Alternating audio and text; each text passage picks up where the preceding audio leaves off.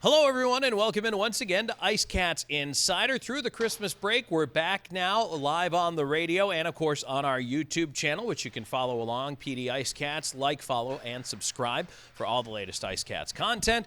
We're joined here to start things off by head coach Gary Graham. Gary, thanks for joining us, as always. Always good to see you, Tom. It is. It's, you know what? It's good to be back in the wing column. Long time no see.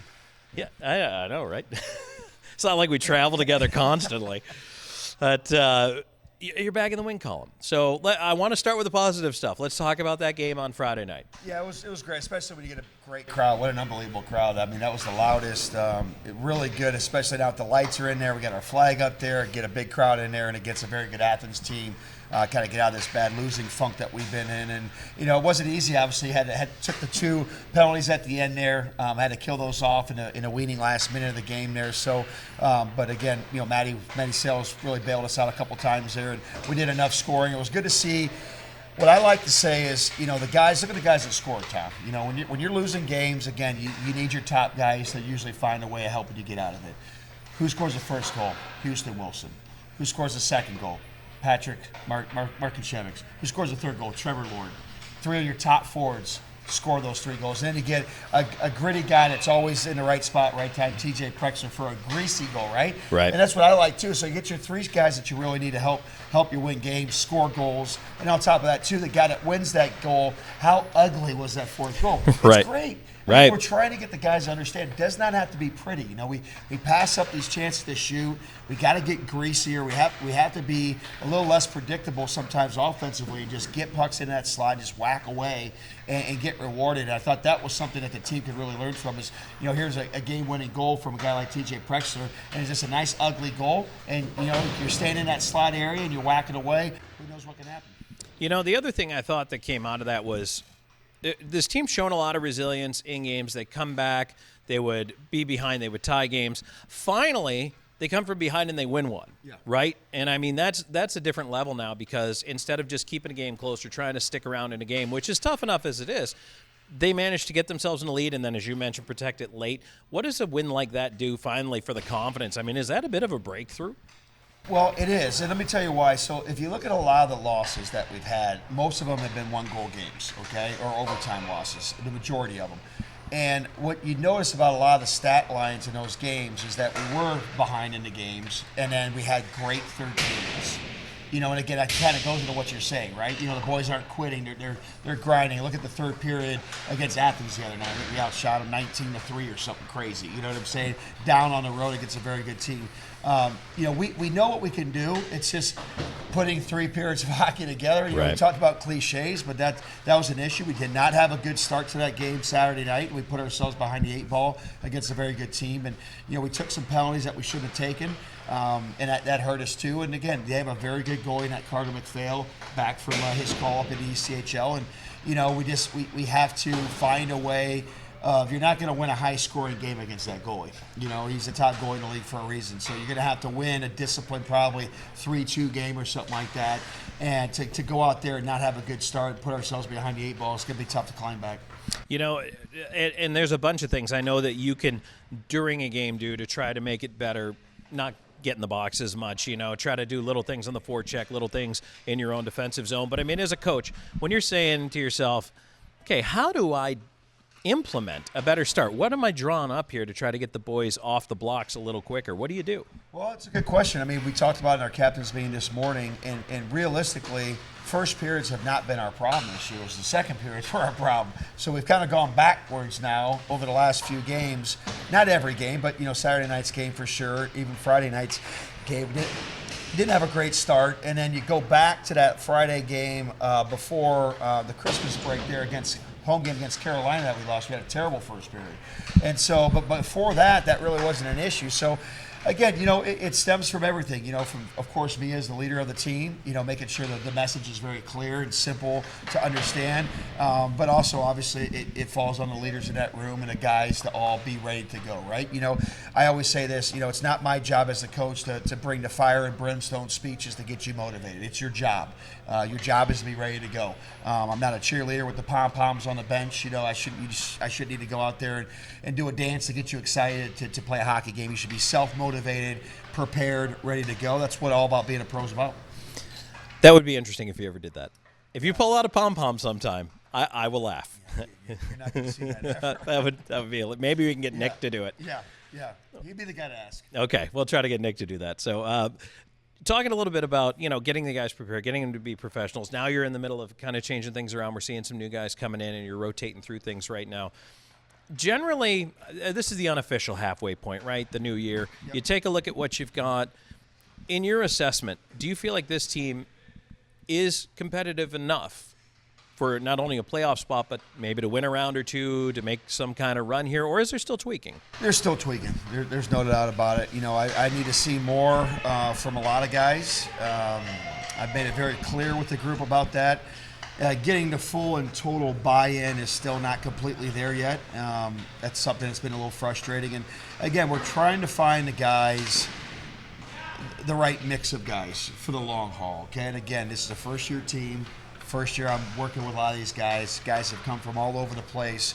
You get a feel usually in that first month or two what guys can pick up. Are they a high hockey IQ hockey player, or are they not a high hockey IQ player? Are they able to buy into a team system, or are they not able to buy into a team system? Are they more interested in the game being about them and their points and their assists? Or are they more interested in going out there and maybe not getting their points but helping us win a hockey game? Of course, everybody wants power play time, but what happens when you don't get power play time? Are you going to sulk? Are you going to, cry, complain, be a bad teammate? These are all the things that fans don't really understand that go into a dynamic of a team, right? And so, the biggest thing is we want to find the right guys that are here to help us win hockey games first and foremost. And what happens is when a team has success, individuals have success. Right. That's the way it works. But when you get guys that want the individual to be successful before the team has success, it's very hard to kind of build a winning culture. I'm trying to build a winning culture, with the entire team, not just one or two guys. Well, and that's the other thing, too, is, every situation's different, every city's different, every building is different. Some guys are going to come in and feel at home right away. Some guys, maybe it's not their jam, you've got to find the guys that fit not only what you want to do, but also who like Florence and who want to be here. Yeah, well, there's also a lot, to be said about, there's certain guys that we had expectations on them. Again, the way the North plays and the South plays are kind of different. There's different personnel and stuff, and sometimes getting a feel, if you're a player that played up in the North, getting a feel for the South is a little bit different, and vice versa, right? And so, again, a lot of our guys came from the North Division, if you really look at our roster. And I still feel like that was a big assessment this first couple months, is when you have to play Athens so many times, and you have to play Columbus so many times, and you got to play Carolina so many times. A lot of those teams are pretty set with their culture, right? And we're trying to find our culture. And what I have to do is, and I try to tell the guys, we have to be able to match up against those teams, okay, whether we like it or not. And so if you're not playing good against those teams, we're going to have to try to find guys that can play good against those teams, or we're not going to go far. We're not going to achieve our goals. So, that's something, again, for each individual player that, they have to raise their level of game. When we're playing these teams and these division games and stuff like that, this week a little bit different, right? You're playing a team for the North. We don't really see that often, right? This month we see Danbury 3 times and bingo at the end of the month. So, and then a whole lot of Athens. So, the schedule doesn't get any easier this month. It's only going to get harder, and we knew that going into the season. And the best thing, Tom, is that the guys were in good spirits today. We had a very good practice, upbeat practice. And, like I said, we have James Berrigan in. I thought for his first game, he brought some energy. And then another right winger, which, we kind of lack in right shot guys offensively right now. And with Prex kind of getting out in that first period, I don't know. He's day-to-day right now. So, but again, we will be continuing to look to make changes if we have to.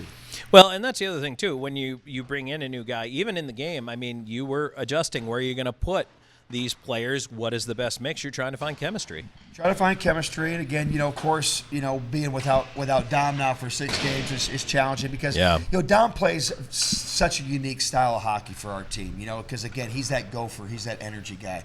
Patrick's is more, he likes to slow it down. He's more of a pass first. We have a lot of guys that want to be pass first. We need guys that like to shoot the puck, and the great thing about Dom is that. He probably averages 6 shots on goal a game, and when he gets a chance to wire it, he's going to wire it, and that's good because it can be predictable. But he's a great forechecker. He's physical. And he brings a different element kind of to our team. So, with him out of our lineup, it's been a little bit different for us. And that's where, again, other guys need to step up and fill those minutes. And I know they're tough minutes, obviously, with Athens, Danbury, which we're going to talk about in the next segment, Binghamton. But, I mean, this portion of the schedule, this is a tough portion of the schedule right now. Oh, for sure. This is a test. It's going to be a big test this month, and that's why these home games are so important this week. We really want to get the month heading in the right direction and get our confidence back, get our confidence going into that away series the following weekend in Athens. But, we take it a day at a time. I know it's a cliche. We talk about that all the time. But, this Danbury team, they're in the same funk as us. They're not winning a lot of hockey games. They're desperate for the points too as well. So, you're going to have a hungry team that's coming in, two teams that are like two dogs in a corner, and only one's going to be coming out. Yeah, that's something for you to look forward to right there if that doesn't sell you on the matchup this weekend. By the way, New Year's Eve, Wednesday, then also Friday, Saturday at home against Danbury, all 7:15, just to give you a heads up on that. Before we leave this past weekend, I did want to talk a little bit about the game in Athens because, again, as you said, Gary, I mean, it's almost like a tale of two hockey games, right? I mean, you see the way the team starts versus the way they finish, and again, a really, really strong third period in that one. On the road against a team that had its best crowd ever, you as a coach, I mean, your thoughts about that and looking at that game and just especially the way the team finished. Well, it was disappointing. That's the most disappointing thing about the weekend is that start on Saturday night, because we talked about the importance of our pregame meeting was how to play that first 20 minutes against a very good team and in front of a big crowd. And we did the complete opposite. And, it's very frustrating because as a coach, you put them in a driver's seat with the knowledge that you have as a coach, to do the things that need to happen in order to give your team a chance for success. And we go out, we do the complete opposite. We turn pucks over at the blue line. We take bad penalties. We don't take care of the puck like we did the night before. So that's very frustrating, I'm not going to lie. And then, I got to go in there after the first period and act like an idiot, lunatic coach, which I really hate doing. But, you got to go in there, and then all of a sudden we come out, we play a better, second and third period that we know we're capable of. And again, that's what we talk about. Like, for me as a coach, I shouldn't have to go in there and do that. You're right. A professional hockey player. Your job is to be dialed in, ready to go. I shouldn't have to come in with the fire and brimstone to wake you up. Again, we're not winning a lot of hockey games as of late. We need guys to be dialed in, ready to go. And again, I challenged my captains this morning. This is me, and it runs right into our captain group and then right into the group. These guys, they have to be ready to go. There's no excuses. Well, that's it. I mean, as you said earlier, it's your job. It's your job. So 100%. And you know what? If you didn't do your job, there's a lot of other guys that want to do your job, and that's what we have to remember in this business. I feel the same way. You feel the same way, right? Well, there's a line behind us. I've been fired a few times, so you get it as a coach. And that's what these guys got to understand too. Is this is our livelihood. And sometimes it doesn't sink into guys. That's where that comfortability sometimes comes into guys. But this is nobody's contracts are guaranteed. This is minor league hockey. When you're in the ECHL, SPHL, Federal Hockey League, this is a results-based business. Ownership, again, first-year franchise, they're going to give us a little bit of leeway to try to make things and make adjustments. They knew kind of that. We inherited some players during the summer that we didn't know exactly quite how they were going to fit in, playing in the South. Are they going to correlate and stuff like that? But again, we're if we could play well on one night and show a certain thing, we should be able to do it the next night. And that's the frustrating thing is when we do that. But, again, a good group of guys. It's just, let's screw it on here, fellas. Let's figure it out. Absolutely, especially coming off that. And I did want to mention before the break, that awesome crowd, the record crowd here, 4698 or 89, I think it was. I mean, it's great to see the crowds come back. Well, that was an exciting night. And then we go on the road and play in front of a great crowd, too. So, it's good for the guys, again, right now, dealing with this little bit of adversity, to play in front of some big crowds, to experience those pressure situations. Some of these guys, they're playing in the North last year. They're lucky if they're playing in front of 500, 600 fans, and now they're playing in front of 4,000 or 5,000 fans, which is great for them. And that's what we want. We want to be able, pressure builds character, right? And so, again, this month we're going to see a lot. We've got a tough hockey schedule. We need points badly this month, and we're going to apply the pressure to our group. And they should just embrace it because they're prepared. They're good hockey players. We believe in this group. We just got to go out and do it. All right. Well, we are going to take a break. When we come back, we're going to talk about this upcoming Danbury series and a whole lot more coming your way. Stay tuned. This is IceCats Insider. Let me tell you about this new pretzel cheddar club. Hey, I'm Carlos. And I'm Ebony. And a little thing we love about the Chick-fil-A Pretzel Cheddar Club is the tangy Dijon with the pretzel bun. When I add the Dijon mustard to this pretzel bun, it takes it to a whole nother level. It goes perfectly with the chicken and the cheddar cheese and the bacon. Man, you know how much you love bacon. And I love the different varieties. Grilled, spicy, original. It gets you nice and excited for fall. Real guests paid for their testimonials. Known for his integrity, attention to detail, and client-first approach, Sean Austin builds lasting relationships based on trust and results. Whether you're a first-time homebuyer, a seasoned investor, or looking to sell your current home, Sean combines local expertise with strong negotiation skills to deliver a seamless experience from start to finish. Austin and Associates at RE/MAX Professionals. Your next address is just a slap shot away. Go IceCats! You're watching the IceCats Broadcast Network. This portion of today's broadcast is brought to you by Evening Shade Incorporated. Trusted team with over 2 decades of experience. Borgett Distilling Company. Revolutionize your spirit. The Law Office of W. James Hoffmeyer. Serving South Carolina since 1992. Kimbrell's Furniture. Affordable home furnishings. Welcome back on IceCats Insider. Tom Callahan here with head coach Gary Graham. Talking about now, Gary, Danbury coming up this week. You're at home. Get a little bit of that home cooking in here, right, for the new year. And, it's nice coming off that record crowd to know that I feel like folks are starting to catch on now. Hey, hockey's back in the PD. They're excited, and you give them a big win last week. It's going pretty well. Yeah, and not only that, it was a physical game too, right? Sure. Down south fans, they like the physical play, and I think that was really good too. And, Athens is a physical team, and Danbury's going to come in. They're going to be physical. They finish their checks and stuff like that too. And again, you got 2 desperate teams, so you're gonna see that high level compete. I think from both teams, all 3 games. So we're excited to see who comes out. New Year's games are always pretty special, no matter where they're played at. So hopefully we get a big crowd here. It was interesting. You said earlier, and we talked in the last segment about the difference between the North and the South kind of hockey. Do you feel like it's a little more old school here with the Southern teams? Well, is it more physical? Is there a little bit more inclination for that? I don't know enough, to be honest with you, about the North teams to really tell you that. I know Port Huron's a pretty physical team, and Topeka likes to play physical, just watching some film on them. But again, I don't know. I know Bingo can play physical too up there, so I just don't know enough. I know Danbury, again, they'll finish checks and they compete hard. I think the down south, from what I can tell, it's a good mix. I think you got some big boys, but there's a lot of talent, a lot of skill, a lot of depth. I think the depth is very deep down in the south. So I think you might have your top line that's good on all the teams up north. Down here, some of these teams they can run three lines at you all day, and they can run some depth at you. Like Athens, for instance, you look at the kid that was the second star of the game, that defenseman number 19. I never even heard of the kid. They just got him in. I'm like, they're hurting for D, and all of a sudden they throw this kid in. I'm like, where the heck did this kid come from? This kid's a very good hockey player. And they just got a ton of depth. So, I think that's the one thing about the South is I think the depth of the rosters is pretty good. Looking at Danbury, I'm sure you're watching a lot of film on these guys, and we're only seeing them once a year, so kind of getting a sense for what you say they like to finish their checks. You look at their style of play. What are you seeing right now? Well, I knew you were going to ask me this. So, normally for the fans, we do this on Monday night, okay? But Tom made me do it right after practice. So, full disclosure, I'm actually getting ready to start watching film on it. Well, which is good. Today's practice plan it's more about us fixing us. Okay. Right?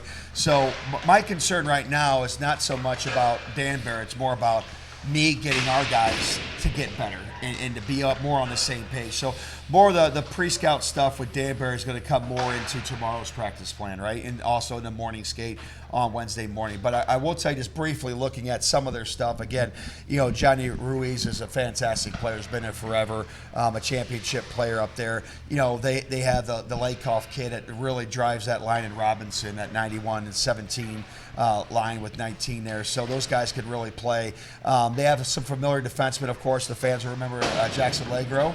has been playing really physical that I had at the beginning of the year before you came and started working with us. I traded him to Danbury. And they also have Greg Sosinski that played for me in Pensacola recently, and he's a very good defenseman. So they got some D that can bring it offensively. Their goaltending's a bit of an enigma right now in terms of what they have. I know that Macon, I believe, just called up one of their goaltenders, so exactly who we see this week is going to be kind of up for interpretation as of right now. But, for us, again, it's going to be more about what we do. That's an interesting point, Gary, because probably a lot of folks who watch this are football fans. Right, so that there's different ways of preparing for a game. If a team's got a good stud running back, you want to prepare for the run game. If they've got great receivers or a killer quarterback, that they're going to throw the ball. Does that really translate to hockey? I mean, if you've got one big line, maybe does that make a difference in your planning, or is it just little emphasis on what you already do? Well, there's a little bit of everything that goes into pre-scout and gameplay. I mean, Johnny Ruiz has a heck of a one-timer. And so kind of like how they're going to prepare for Trevor Lord shooting on the power play, we're going to prepare for Johnny Ruiz because he's got a heck of a one-timer. No different than when we play Columbus and Ryan Hunter's loaded up on the one-timer side. It's probably going to go there, and we better get in that shot lane. We've already seen that several times, him score Ryan Hunter on his weak side one-timer like Ovechkin scores. So, there's different things that are definitely predictable on certain teams. But overall, like I said, it's more about what we do, So I think what we want teams to do is adjust to us. That's what we want to do. We want to be dictating the terms of play. I wanted to ask you about that, and just thinking about taking a guy away, blocking shots, that kind of thing. And I know every coach will ask their team to block shots. Jesse Lowell took one right in the face. I don't understand, and I'm going to rant for a moment. Today's player turns sideways and takes a knee. All the padding is here, right? Yeah. Why do guys do that? When did that change? Why do we not put shin pads in front of a puck? Yeah. I'm not 100% sure. I mean, there's pros and cons to it, So a lot of times, if a defenseman is walking this way, right, and you're working out in the shot lane, it's actually easier to go down on one knee and travel with that shot lane as the puck moves on the blade east-west across the blue line. You can make yourself bigger that way. So you're making yourself a bigger shot blocker when they turn to the side and they get like that. So they can cover more surface area. And that's where you see like a Jacob Schnapp. Remember all the shot blocks he had last weekend? Oh my Lord. Not last weekend, but the weekend before.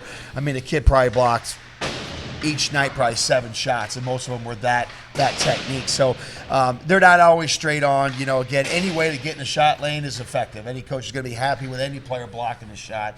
And again, you got to tip your hat to Jesse Lowell. That was a heck of a shot block in that given moment. Yeah, absolutely paid for that one. Yeah. And I feel bad when I see stuff like that, but I was thinking about the change in the technique over the years.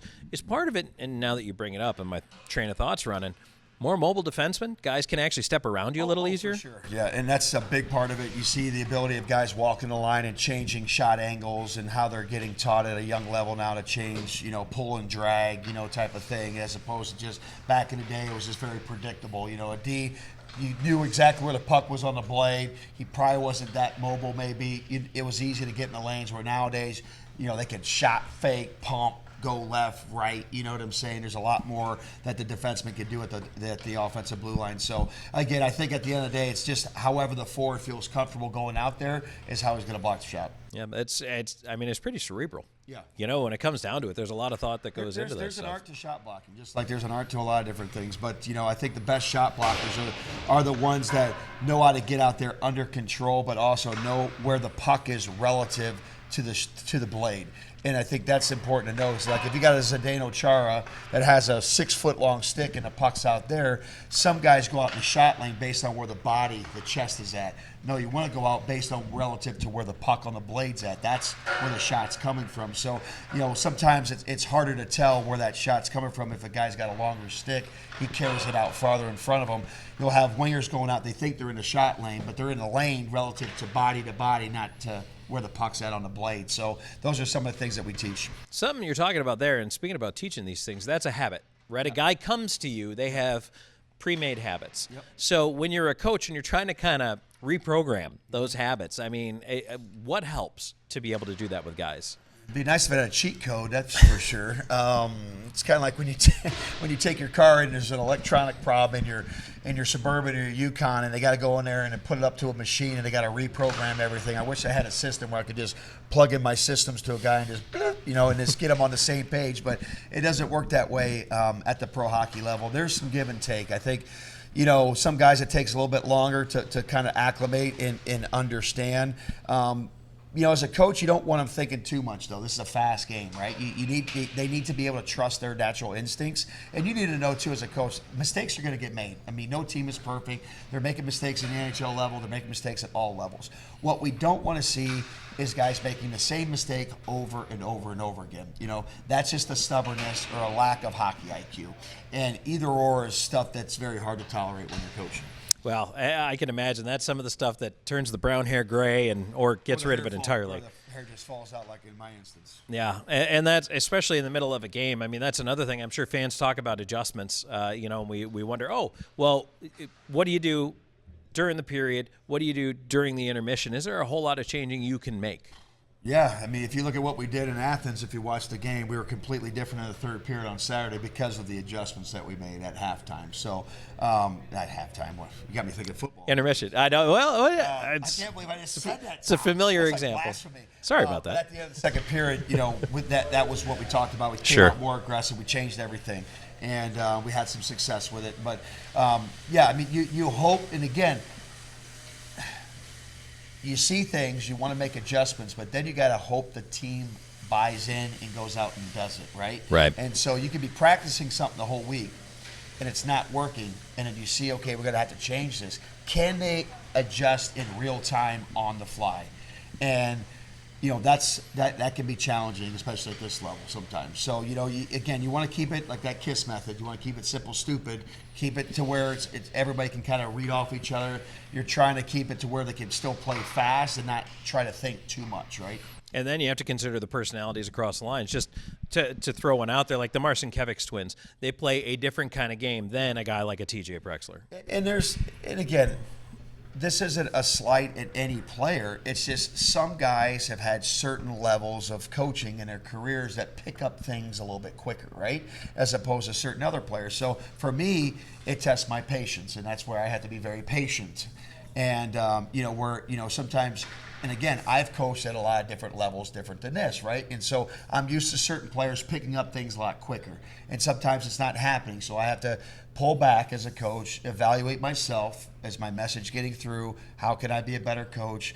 Am I talking too fast? Or am I expecting them to know this and they don't know this? And sometimes, you got to go back to that part whole concept where sometimes as a coach you think you can get to that whole right away, and instead you got to really break it down into these really smaller pieces to get to that whole part. And that's where I've been guilty as a coach. There's no doubt about it. As I have always evaluated myself, is that sometimes I can't put that cart in front of the horse sometimes with certain things that I want to teach. I have to be aware of my surroundings and understand, okay, what can we teach right now?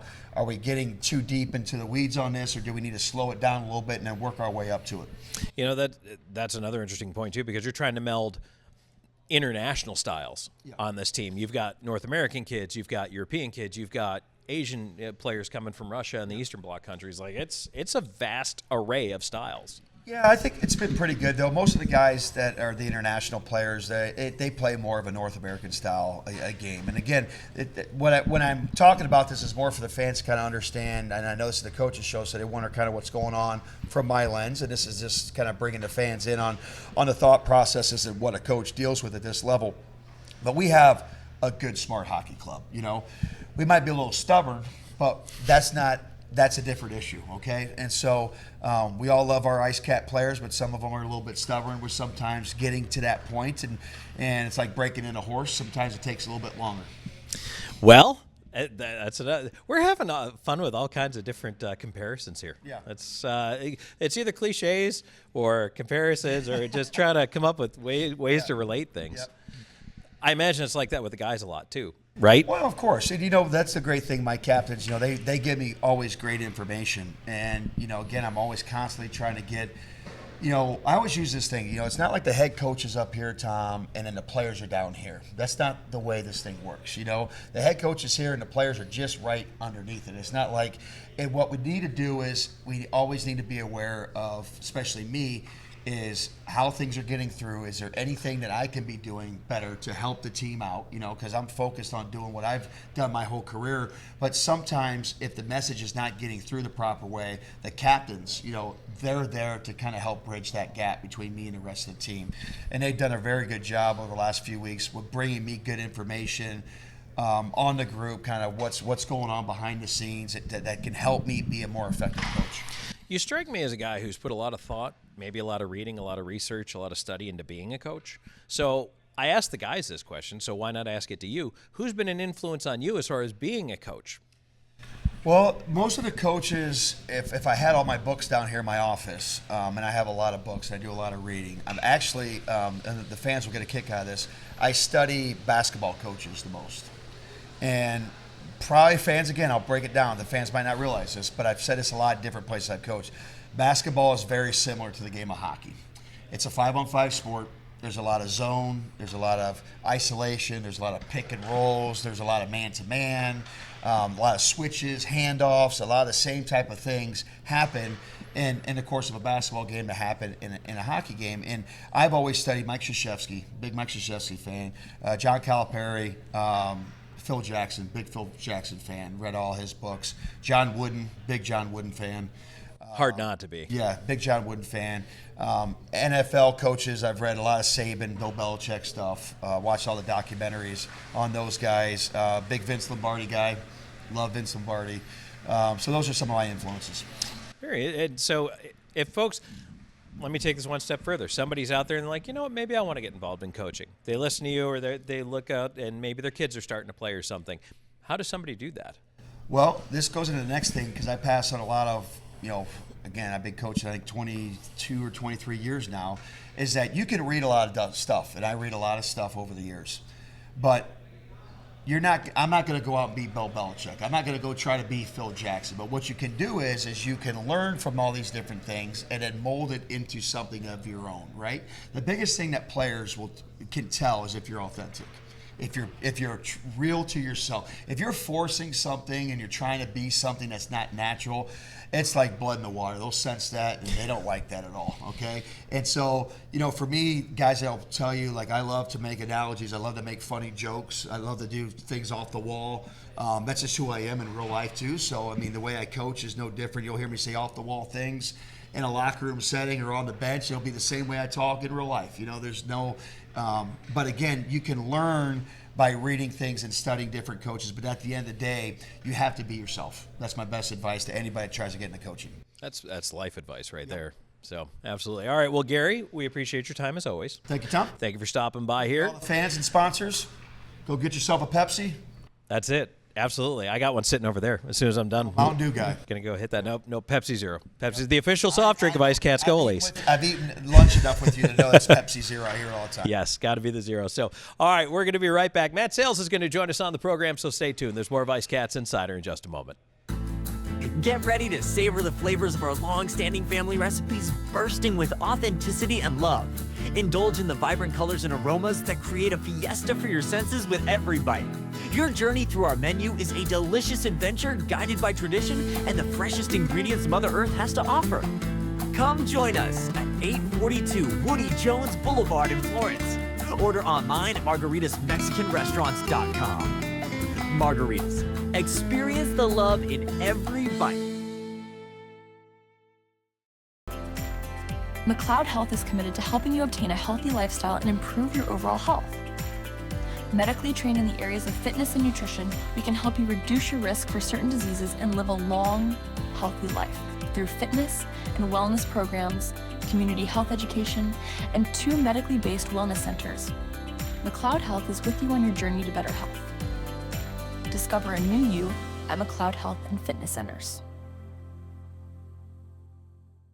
Looking to score big with your printing? M&M Printing and Graphics is your hometown team. From flyers, business cards and posters, to vinyl graphics, banners, and outdoor signage, we do it all.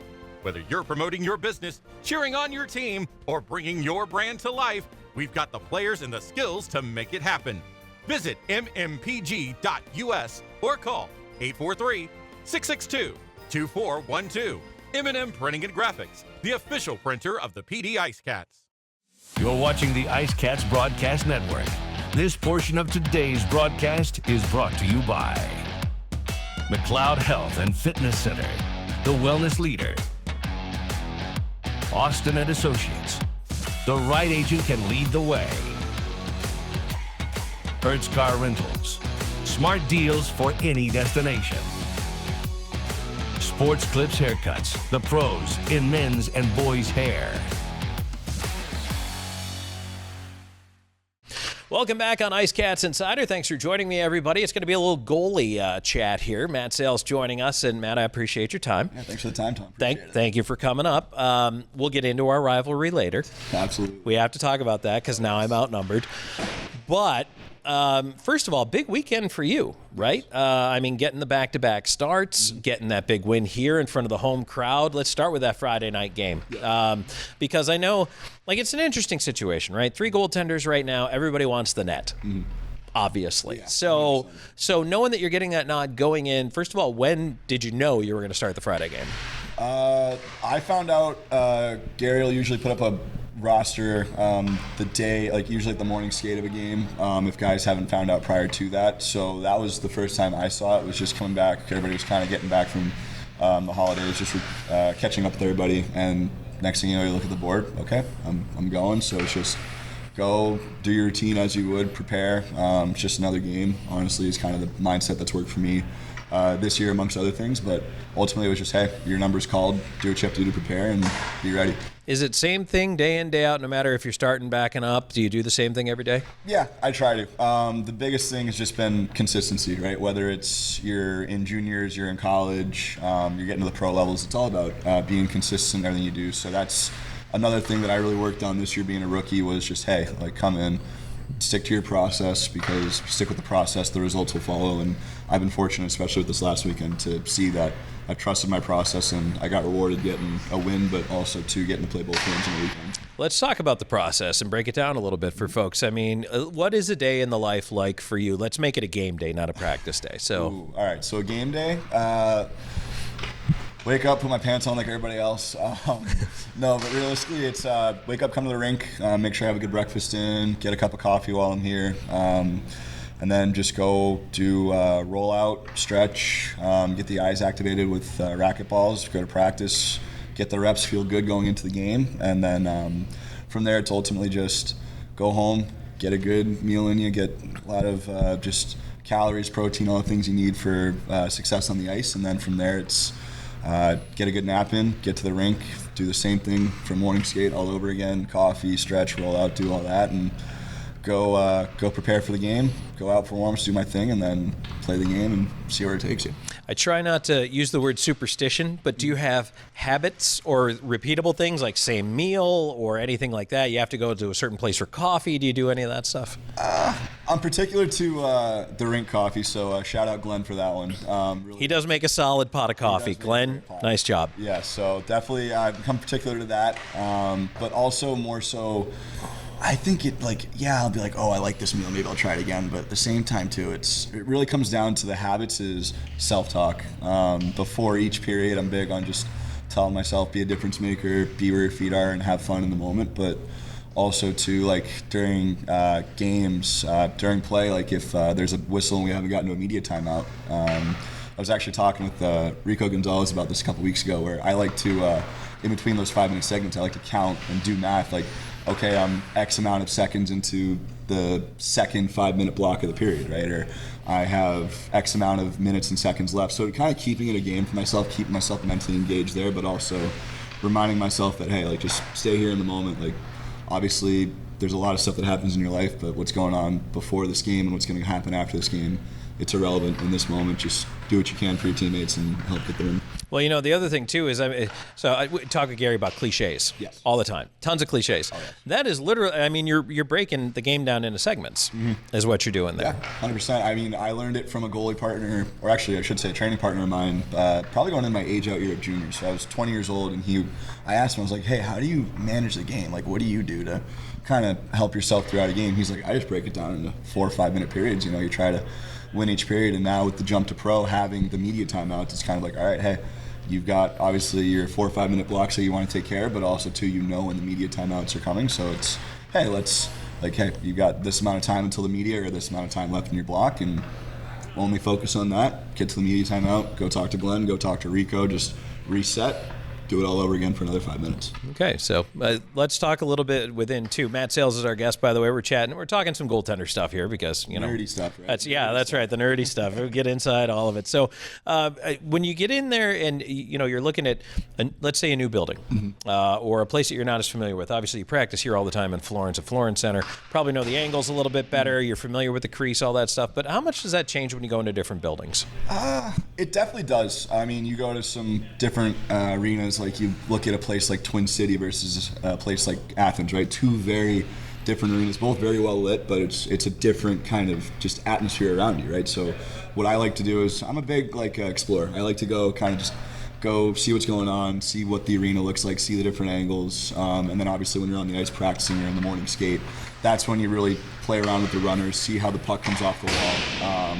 And especially too in Athens, right? Like we didn't get a chance to get the morning skate in, but from previous times being on the ice, that where we would step on the ice, there's going to be a little bit of a kick out. So I remember catching myself one time thinking that the play was going to wrap around and I was going to stop it. It fortunately kicked out right to Cherney, so I didn't have to worry about a quick turnover, but it's like, hey, little things like that you really have to keep in mind. But also too, the biggest thing I look for is just to enjoy the exposure and the experience to where we're at, because some of the places that we go to, Winston-Salem, Athens, Columbus even, I'm really excited for the next couple weeks, not to look too far ahead, but Binghamton will be a cool arena to go check out. But just really enjoying it, just being like, hey, I get to show up here and get to call it work and get to do everything like that and just live the dream and just embrace every opportunity that comes. And if it's so much as looking at an arena and finding those bounces out, then let's do that to the best of our abilities and figure out how are we going to be successful on this ice surface. This is something, I'm going to point this out to fans, and you'll start to notice it. You'll never unsee this once we start talking about it. But the distance from the back of the goal to the boards is different in every arena. Yes. The corners can be more square. They can be more rounded. So the corners can be different. And in a specific instance, Winston-Salem, the Zamboni literally comes out behind your net for 2 periods. So those doors are there, and that's in play too. All of that has to factor into things like playing the puck, kicks off the end, while we see teams a lot of times now intentionally shoot wide to try to bounce one out in front. Yeah, absolutely. It's just become one of those things where the higher in hockey I've gone and you start to notice those little tendencies more, you see how you can use them to your benefit. Funny story, I'll go back to my college days. Similar idea, right? You have the one corner with the door that's not fully set in, so there's an opportunity for a kick out. And sure enough, in the middle of a game, we're playing, and I've been telling my guys in that period, hey, just try the rim. What's the worst that can happen? We have a guy crash in the net. Right. So be it. So this happens. The goalie goes to play the puck completely behind the net. It kicks right out to the slot, and we have the second forward driving the net. He goes ahead and puts it in the empty net. That's a tapper right there. I was like, little things like that, you just have to always, and another cliche, have your head on a swivel. Right? It doesn't matter if it's a dump-in shot, whatever it may be, you just have to be ready for literally anything. Well, and quite honestly, goaltenders see the game different. Oh, yes. Because we're looking at it from down the ice the whole time. We see everything coming and going. It's just a different way of seeing the game. And coach on the bench and the side or fans. Here's the other thing. Fans, if you're coming to a game, take one game, sit on the side, like the 50-yard line, if you will. Then the next game, sit behind the net. It's a totally different perspective. You'll see a different game. Yeah, even as a goalie, what you see on the bench if you're not playing, right? That stuff is so important because we've had times where when Rico's been playing and I've been on the bench, we'll, in those media timeouts or intermissions, we'll talk about something that we see, and I want his perspective from what he saw on the ice, and if he's going to me for feedback about what I saw from the bench, you can have those different perspectives as well. That's something that I always look for is, hey, if you guys saw something here, if I didn't see it, what was it that I missed or didn't see that you guys picked up? And it just helps towards obviously the goal of winning the game, right? The more information that you can absorb in the course of 60 minutes to help your team then you might as well take full advantage of it. I was going to ask you about those little chats. Like when you come to the bench, if you're the guy on the bench or you're the guy on the ice, okay, so sometimes it's going to be technical and what happened there. What did you see maybe on that goal or that play or whatever? But, I mean, are there moments where you're like, I just got to tell this guy a dad joke and just break the mood a little bit here? God, yeah, especially for me as a goaltender, because every goalie is going to be different in how they approach that minute and a half.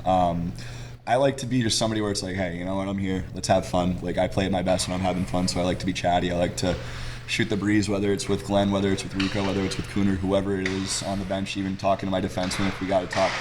Keep it more serious, a little hockey related. I just love to communicate, love to have the chatter. And to your point, yeah, I mean, there'll be some times where one of us will come to the bench, just whatever happened the last 5 minutes, just laugh it off. It's like, all right, hey, it happens. We're on to the next one. It's see you in 5 minutes. Yeah, I mean, hockey is funny. You know, you're going to get a break for you and a break against you, and it's just you hope they all even out at the end of the day. The game is a cruel mistress with the bounces sometimes. Yeah, oh, absolutely. So we're chatting with Matt Sayles here, and so we talked about your process coming in. I want to go back to that Friday night game because you guys are trailing 3-1, and all of a sudden the comeback starts.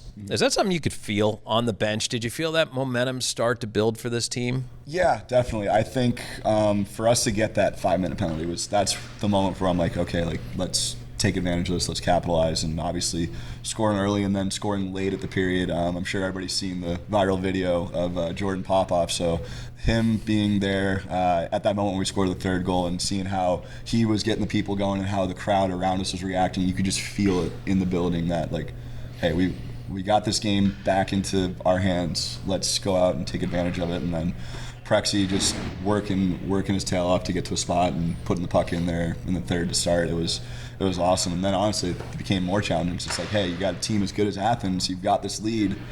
I mean, you just ask for everybody to sell out and to do their jobs, and I have to take care of my job. And having the guys step up the way they did and block shots, and especially the decor. Like Cherney had a couple big blocks. Teamer had a couple big blocks. All the guys did on the back end, and even the forwards too. Like, those moments of sacrificing the body, like that's really what it comes down to for our team, is showing that commitment to not just the win, but also to each other that, hey, I'm going to do what I can to make sure that this puck doesn't get to the net because I want to win that badly. So little things like that we've seen, and obviously we've been going through a growing stretch lately where it's those little details. If we can stay consistent with those, I see us, the sky being the limit for us. So let's look at the end of that game. Yeah. 5-on-3 on 2 delay of game penalties, which I'm sure everybody's rolling their eyes at that point. It's like, how can we have 2? How does that happen? But it did. It's the game. Like I said, it's a cruel mistress. It's just one of those things where as a goalie too, it's like, all right, well, what can I control? Well, keep the puck out of the net, right? It doesn't matter if we got 5 guys, they have 6, they can have 10 guys, we could have 3. It doesn't matter. It's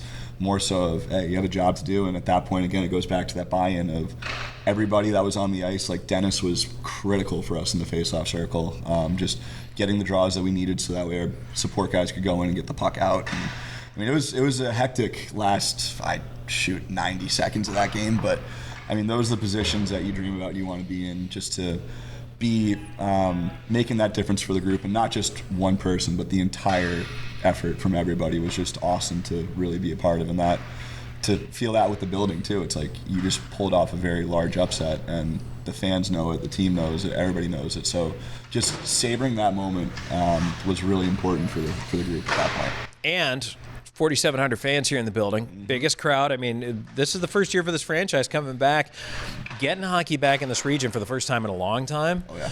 That must have been really cool to see that show up. It's really cool, especially in college. Like, we had a couple games where there'd be a couple thousand fans, but otherwise you really wouldn't have that same home attendance. So for me, again, with this being my first year, just to experience that and not have 4,700 people cheering against you, but rather for you, was something that I was like, okay, this is an awesome feeling. And to, again, the team got to share that with them, and the fans, they've been committed to us since day one, and we really appreciate that. And to see that kind of reception for the result was incredible, and obviously something we want to build on, especially going into New Year's with 3 good games, and it's going to be a lot of fun with it being a holiday still. Well, the next night you had 5,500 cheering against you. That is true, yes. That was the largest crowd, I would say, that has been against me, but I was back in my home state of Georgia, so I kind of look at that as a partial home game. I had family and friends in the stands, so it wasn't all too scary, but it was still a lot of fun. I was going to say, how many tickets were you on the hook for that one?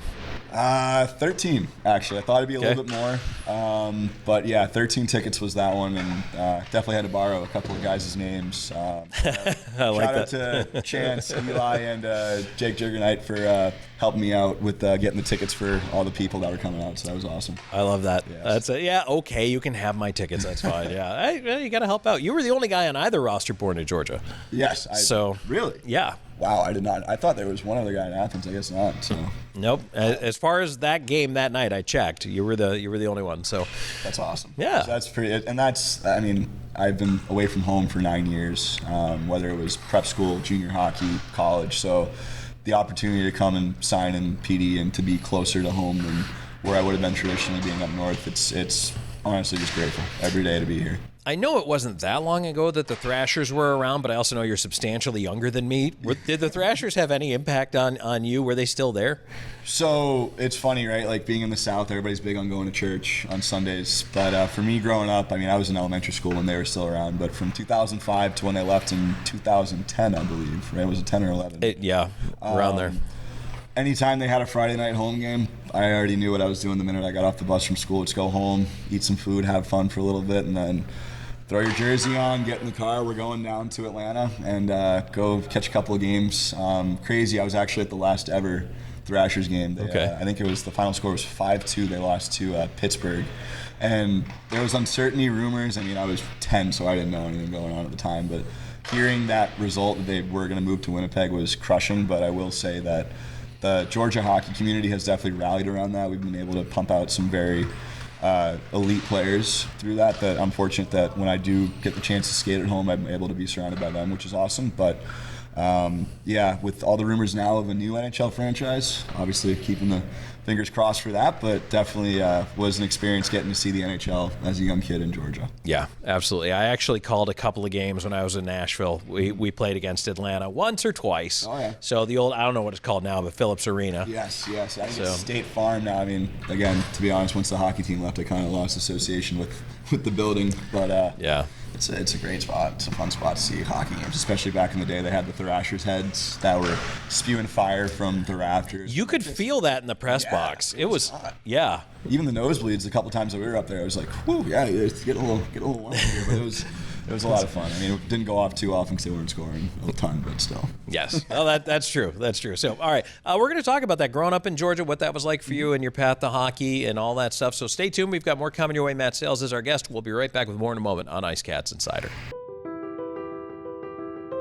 For 20 years, we've captured more than weddings. We've captured legacies. The laughter, the tears, the moments that last a lifetime. Every glance, every vow, every I do, preserved in stunning cinematic detail. Because your love story deserves more than memories. It deserves to be a film that lives forever. Something to remember wedding productions. 2 decades of love stories, beautifully told. This sandwich, it's a complete game changer.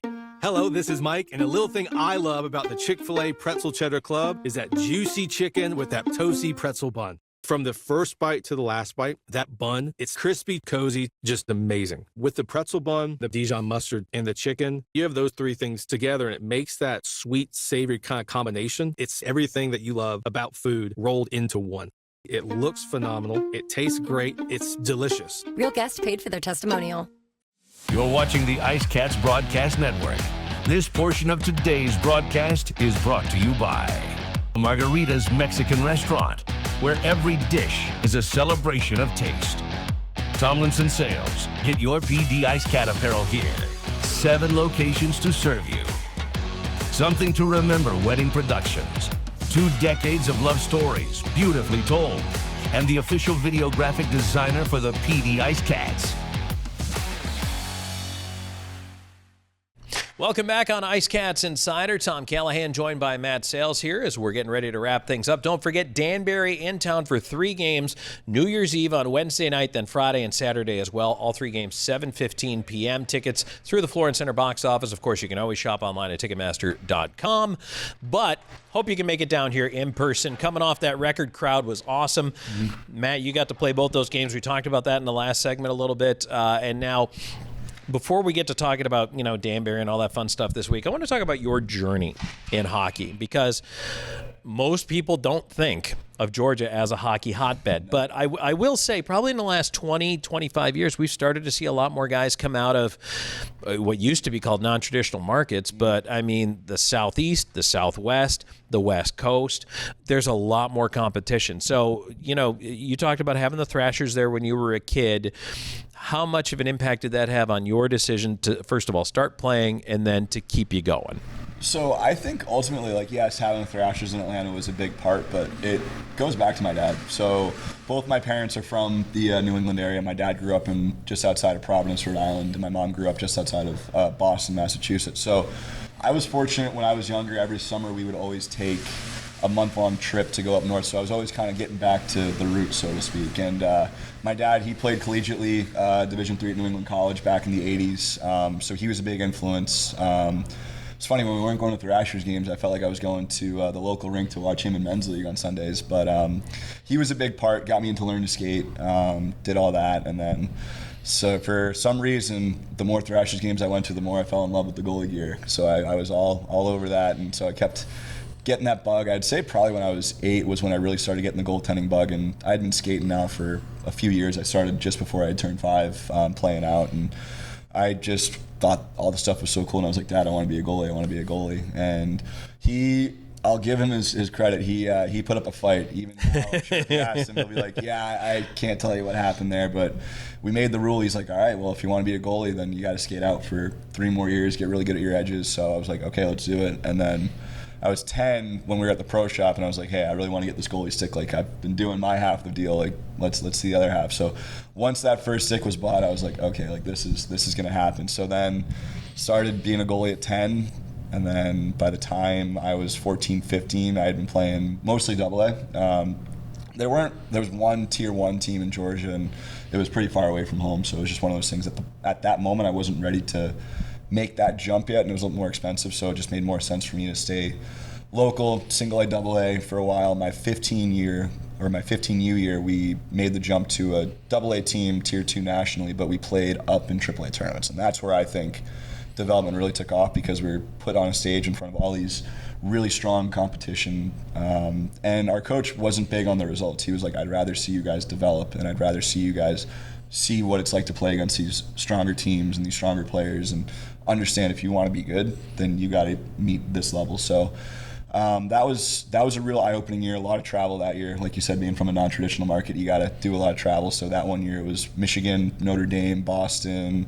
I think we went to Louisville, Kentucky for a week. Just all over the East Coast, it felt like, just trying to get games against strong competition. And then from there, I went to prep school, again, following my dad's footsteps. He had also gone to New Hampton School up in central New Hampshire for a post-grad year back in the 80s. So I went as a repeat sophomore. So I did the 5 years of high school. I did repeat sophomore, junior, senior year at New Hampton, and then I graduated from there and then went to play juniors my first year with the Northern Cyclones in the USPHL, and then my second season, which was right when COVID had happened. So my first year with the Cyclones, we got bounced from the playoffs, and literally a week later, everything shut down. So I didn't have that whole cut-off season feeling that a lot of people got to experience, but it was definitely a weirder thing, like, again, masks, the mandates, all that stuff, not being able to skate for a while. And Georgia, we were lucky that they opened up as early as they did. So while some people weren't on the ice in April and May, I was able to get reps in and get touches in. And I think ultimately, as tragic of a time as it was, COVID was probably one of the best things that could have happened in my career, because that first year of juniors, I was in a suit more than I even dressed to play or back up. And it was one of those things where that time was where I realized, okay, how much do you truly love hockey and how much are you willing to commit to it? And I did. It worked out. I got to the New Jersey 87s and then traded to Pro Tech Junior Ducks, both in the EHL. After the season ended, I got a text from my junior coach saying, hey, Nazareth University's interested. They're looking for a goalie. Reach out to the coach. I'll send you his contact. And I think within 10 days of that first interaction, I had done my visit. I was just waiting to hear the financials. And once that all came back and committed, it was wild to get to that point. And then my freshman year, I was fortunate to play 22 games where it was just out of necessity. I knew it's like, hey, there's a really good opportunity to play, so I took as best of an advantage as I could. And the next 2 years, I was splitting time with a junior, or he was a junior my sophomore year, and then he was a senior again. So for those 2 years, then my senior year was kind of an up and down year. We we didn't have the best year that I had hoped personally for myself, but also for the team. And then I got a chance to go to Blue Ridge for 2 weeks at the end after the college season last year, just to kind of experience it and see what the FPHL was all about and see what this level was about. And then from there, it was look to contract options in the summer, and PD came across, and it was too good to not take. What was that jump like from college to pro? I mean, first and foremost, the games themselves, right? Like going back, even the media timeouts was something that I had to adjust to quick. I was like, if the games felt longer than what I was used to. However, I think not only that, but just understanding, and even as I've developed from juniors to college, there was the saying of less is more, right? You get, as a goalie, you work to a certain point to develop all your skills, and then it gets to a point where it's like, you don't need to go and do all these outside the box drills, right? It just goes back to the simple, find your feet, get to your spots, good tracking, good habits. So that was something else that I realized, especially from the college to the program, was less is more, because you're dealing with guys. I mean, playing with guys like Teamer, right? He's a lot older than I am, and never somebody that I had played with in terms of just the age range. So adjusting to the older guys, the stronger guys, the speed. But ultimately just understanding, like, hey, it doesn't matter what level you're at as a goaltender, just make sure that you're consistently getting to where you need to be in the crease. Your feet are quiet. You're able to see the puck, see the release, get your hands or get your body in position to block that puck, and go from there. It's just more so of how do you get to that point.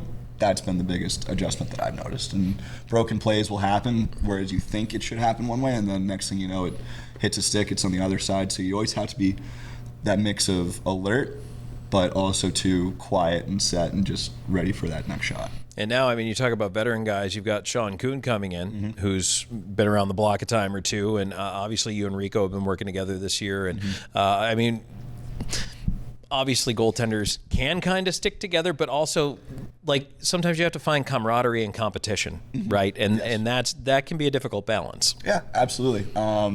Especially with Cooner coming in, having been just myself and Rico for most of the year, that was an adjustment, obviously, when you look at practice and the reps and, like, making sure that three guys are all getting their touches on the puck in these practices, and if you got to stay out later to get more reps, you do it that way.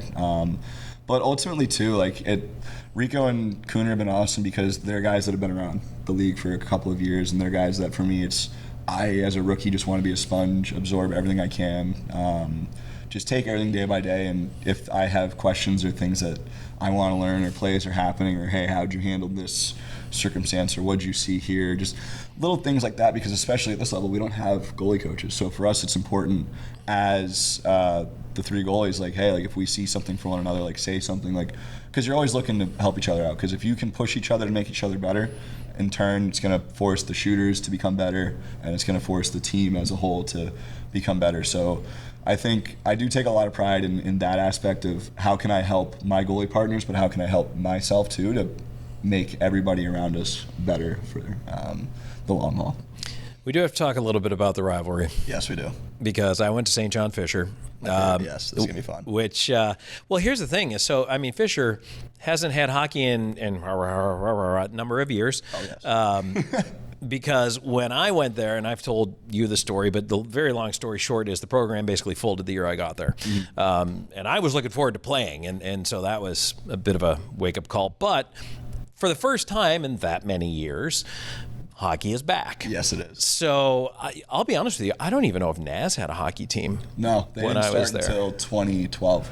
Oh, okay. So yeah, Naz is relatively new too. Yeah. So I mean, this is kind of interesting though, because these schools are right down the street from one another. I mean, mile. Yeah. You can walk from one campus to the other. So there's always been a little bit of that rivalry going on. Now I'll be honest with you, I have not checked in to see how it's going, or what's going on with the two this year. The men's team they're holding their own. The women's team likewise. I mean, I can't say too much because my goalie coaching boss, he is the goalie coach for both Fisher programs. Oh, okay. So all right. So you got to be polite. And I know my heart's with Naz. Let's clear that up. But also too, it's like, hey, I got to support you and you being a goalie coach for the other guys. But honestly, it's been a lot of fun. The men's team hasn't had their meeting yet with Fisher. That'll be in February. So the Nazareth alumni chat has been going off about that. I bet. The women's team, they played earlier this season, My girlfriend's one of the coaches for that staff at NAS, and she was like, yeah, it was what you'd expect a Fisher-Nazareth game to be. I mean, we've got the Battle of the Beaks between basketball, soccer, lacrosse, right? Like, those are awesome rivalries, so I can only imagine on the ice it's probably ramped up, especially with this being year one. Yeah, absolutely. I don't even know where Fisher's playing, actually, what rink they're at. So they play in Fairport. They're Rochester. SIR or Rochester Ice Center. Rochester Ice Center, okay. See, and every name I know for everything there is also extremely dated. Oh, yeah. Right? Oh, God, yeah. You know, so I'm sure they're all named something else now. But, so, all right, that's it. So just to let you know, and now apparently I'm outnumbered. Yes. Because we picked up another NAS guy. What are the odds? Yes, going back to the net shout out, Sean Kuhn, big NAS guy. He actually was at Nazareth when I did my visit before I went in my freshman year. So it's funny, kind of that small world. When I was told like, "Hey, Sean's coming in," I was like, "This is awesome! I got another NAS guy here. This is the best." And then finding out that you were a Fisher guy, I was like, "Okay, so."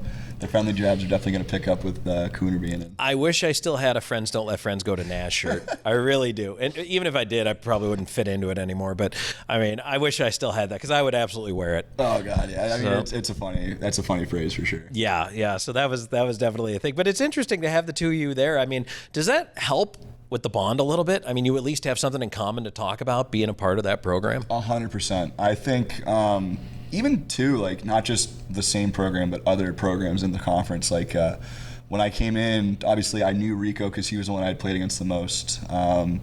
Razor's another guy. He went to Kings. That was in our conference in the UCHC. So you got Kings, you have Rico and Chatham, you have me and Cooner at NAS, you have Huey, who was a Stevenson guy down in Maryland. They're no longer, any of the Pennsylvania schools aren't in the UCHC anymore, but still to have those previous teams. Eli Rivers, another guy, he went to Alvernia. They were in our conference.